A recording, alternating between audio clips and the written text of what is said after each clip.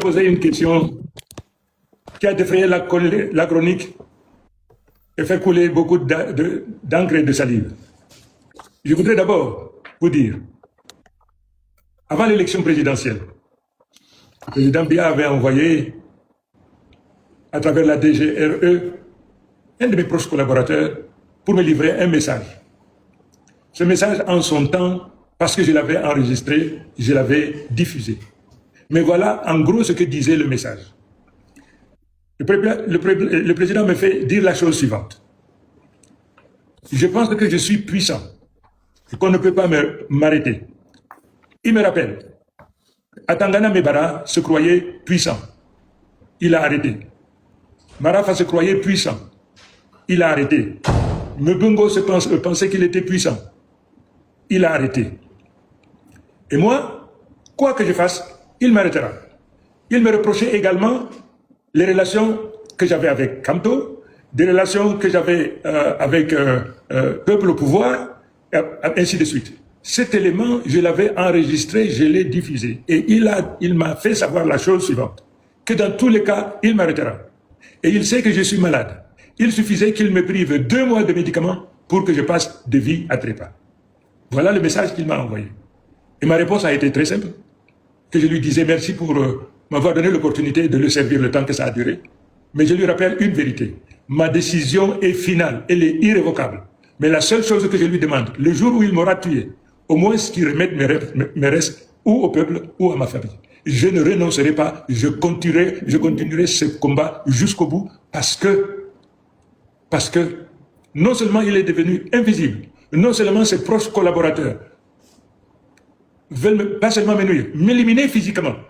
Parce qu'à un moment donné, j'ai appris de lui-même que quelques proches collaborateurs à lui-même, non seulement ne voulaient pas de moi, mais étaient prêts même à me faire éliminer. Et c'est à ce moment qu'il a demandé qu'on me donne des militaires qui m'accompagnent partout où je vais. Donc, M. Ngassou, dans un premier temps déjà, je savais que si le président Biya mettait la main sur moi, il m'a prévenu qu'il m'éliminera d'une manière ou d'une autre. Et de toute manière, dans le meilleur des cas, s'il ne m'éliminait pas, c'est de me maintenir en prison pour le reste de ma vie et pour le reste de son séjour au pouvoir et de ses successeurs éventuels, si d'aventure le peuple ne se lèverait pas comme un seul homme pour empêcher une succession dynastique ou clanique.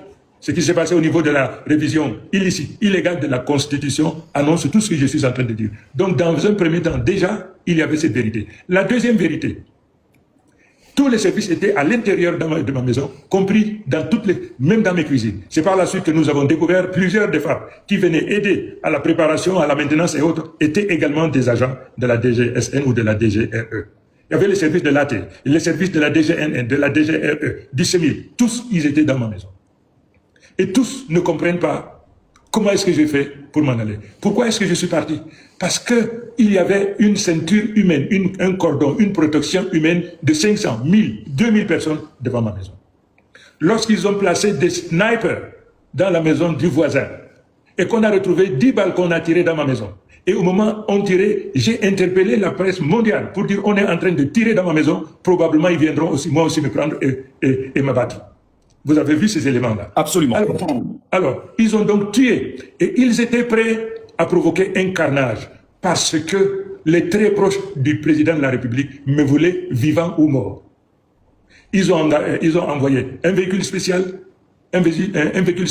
pour briser le portail de ma maison, pour casser toutes les portes et me trouver partout où je me retrouverai éventuellement pour m'arrêter et m'amener. Lorsque nous avons reçu cette information, qui me l'a donnée, je ne vous dirai pas. Mais sachez que, c'est parti de chez lui. De chez lui. Aujourd'hui, je donne au moins un aperçu de chez lui. Une indication de ce que, probablement, ce n'est pas la perfection en termes d'étanchéité de l'information parmi eux. De toute manière, si je ne partais pas, sûr, il m'abattrait. Et s'il ne m'abattait pas, au moins, je serais en prison, pistolet à la tempe pour m'interdire de partir. Et dans un cas comme dans l'autre, le combat serait terminé. Aujourd'hui, les Camerounais se battent avec moi. Et parce que cette victoire, nous la gagnerons. Parce que c'est la vérité. Parce que les 30 millions de Camerounais n'accepteront pas que la volonté du peuple soit brisée. Jamais. Nous ne céderons pas. Donc, cette victoire-là, c'est la victoire du peuple. Les gens ne se battent pas pour la... Chiroma a été quelqu'un qu'on a choisi pour représenter la volonté du peuple. La victoire, là, qu'on a confisquée, c'est la victoire du peuple qu'on a confisquée. Et le peuple doit se mobiliser aux côtés de celui sur qui ils ont jeté leur dévolu pour récupérer cette victoire. Donc, ce que je pourrais vous dire, et d'ailleurs, voyez ce qui s'est passé à Anissé.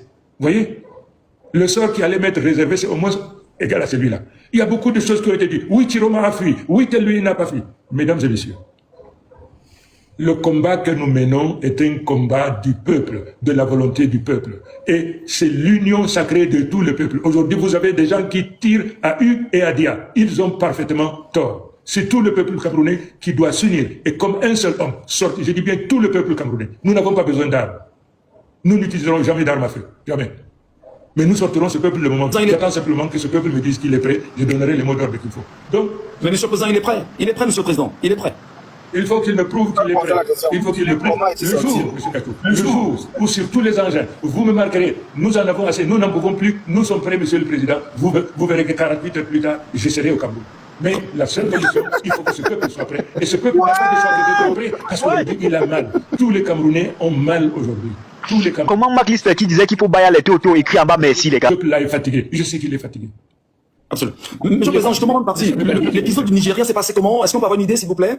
Comment? On nous a quand même, la presse, toujours la presse, nous a renseigné d'une arrestation orchestrée contre vous. Je rappelle avant d'y arriver que au-dessus de votre maison, quand même, on a appris qu'il y avait un drone qui était levé et qui contrôlait toutes les communications au sein, bien évidemment, de votre domicile. Tous les téléphones étaient sous surveillance. Le logiciel Pegasus aurait fait un travail magnifique. D'ailleurs, faut-il le rappeler, logiciel qui a été... Pardon, Monsieur le Président? J'ai dit, et avec tout ça, vous avez des gens qui disent que Chiroma est un pion du régime. Gassou, mon cher fils, je voudrais vous rappeler. Rappelez-vous qu'en 2 jours, ils ont créé 2 partis politiques à mes proches camarades. Un député, un maire. En 2 jours, ils ont créé 2 partis politiques parce qu'il était question d'affaiblir, il était question d'anéantir Chiroma. Donc, vous savez, il n'y a pas plus sourd que celui qui ne veut pas voir. Ouais. Il n'y a pas plus entendre, il n'y a pas plus aveugle que celui qui ne veut pas voir. Mais c'est clair, c'est évident. Mais ils ne savent pas comment j'ai fait pour partir. Je suis parti et c'est la volonté de Dieu. Arrivé au Nigeria, c'était exactement la même chose. J'ai été arrêté, j'ai été menotté, j'ai eu... C'était extraordinaire. Ils m'ont poursuivi jusqu'au Nigeria. Qu'est-ce qui vous reprochait, Monsieur le Président? Qu'est-ce qui vous reprochait concrètement au Nigeria? Non, j'étais chez moi, ils sont venus, 5 militaires avec des kalachnikovs armés de pare-balles et autres, ils m'ont arrêté, menotté, terrassé, menotté, et puis ils m'ont emporté. Sauf que, j'ai été libéré quelques moments plus tard. Je ne vous dirai pas dans quelles conditions, je ne vous dirai pas qui était derrière, mais vous-même vous avez dit une vérité. Au-dessus de ma maison, il y avait toujours des drones. Il fallait capter donc tous mes contacts. Au Nigeria, c'était exactement la même chose. Mais comment ça s'est passé? Je suis parti, c'est un miracle que vous ne saurez jamais. Et ça, c'est un miracle divin. Je vous dis, c'était un miracle divin. Parce que tous ils étaient dans ma maison. Tous les services étaient dans ma maison. Je peux vous dire, ils m'ont vu partir sans savoir qu'il était en train de partir. Quelqu'un est passé devant eux, ils ne savaient pas qui. Très bien. Très bien. Merci beaucoup, Monsieur le Président, pour cette séquence-là. Nous allons quand même, vraiment, parce que nos concitoyens s'impatientent, nous allons vous poser quelques questions. Nous allons faire monter quelques-uns, vraiment, un à un.